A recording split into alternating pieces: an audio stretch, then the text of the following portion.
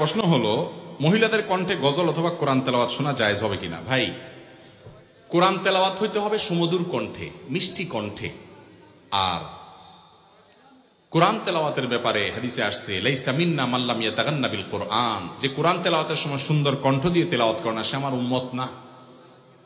এখন মহিলারা যখন কোরআন তেলাওয়াত করবে, তাদের কণ্ঠের সকল সৌন্দর্য তারা দিয়ে তেলাওয়াত করার চেষ্টা করবে, ঠিক না বেঠিক? এটাই তো কোরআন তেলাওয়াতের আদব।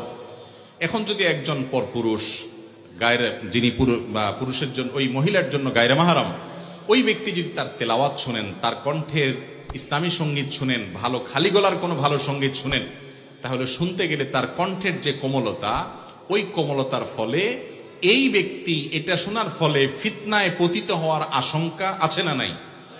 এটাকে অস্বীকার করা যাবে? কিন্তু আজকাল এটাকে অস্বীকার করার মানুষও আছে, বলে না না আমাদের কোনো অসুবিধা হয় না। এই লোকগুলো হয় অসুস্থ না মিথ্যাবাদী।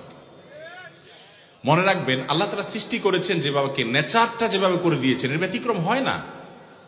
অতএব আল্লাহ কোরআনে বলেছেন, যদি মহিলারা কিছু চাবে কারোর কাছে, তাহলে ফালা তাখদানা বিল কওল, তারা কথা বলার সময় কথাকে কোমল করে বলবে না, আল্লাহ নিষেধ করেছেন। এখন আমাদের তো দুনিয়া সব উলটপালট হয়ে গেছে। কিরকম?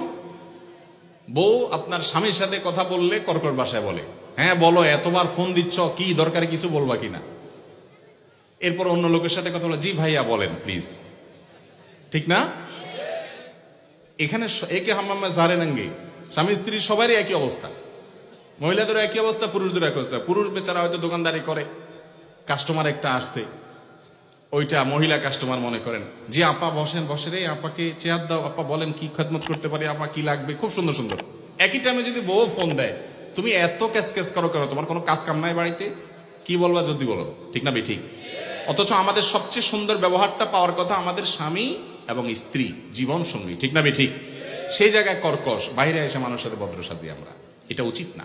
তো কোরআন তেলাওয়াত যদি মহিলাদের কোমল কণ্ঠে আপনার করা হয়, এবং কোমল কণ্ঠে করতেই হবে, ইসলামের সঙ্গীত গাওয়া হয়, সেটা যদি অন্য পুরুষরা শুনে, ইসলামের শরীয়তের দৃষ্টিকোণ থেকে সেটা জায়েজ হওয়ার কোনো কারণ থাকতে, একেবারে ছোট বাচ্চা মেয়ে হলো ভিন্ন কথা, ফিতনার আশঙ্কা নেই, সেটা ভিন্ন কথা। কিন্তু এডাল্টের জন্য এটা কি না জায়েজ। কিছু নেক্সুরে তো ধোকা আছে, শয়তান নেক্সুরে তো ধোকা দেয়। কোরআন তেলাওয়াত শুনতেছি মাশাআল্লাহ, অসুবিধা কি? হ্যাঁ, এটা হলো নেক্সুরে তো ধোকা। কোরআন তেলাওয়াত শুনতেছি, কিন্তু মহিলার কণ্ঠে পুরুষ শুনতেছেন। আপনি কোরআন তেলাওয়াত শুনতে শুনতে কত জগতে চলে যাবেন, কত চিন্তার ভিতরে ঢুকে যাবেন, আপনি নিজেও টের পাবেন না। ইসলাম আগে থেকে বাদ দিতে বলেছে। আর যারা ইসলামকে পছন্দ করে না, তারা বলে সমাজে কোনো দর্শন হতে পারবে না, যুবকরা খুব সাবধান। তবে তোমাদেরকে উস্কানির যত রাস্তা আছে সব আমরা খুলে রাখবো।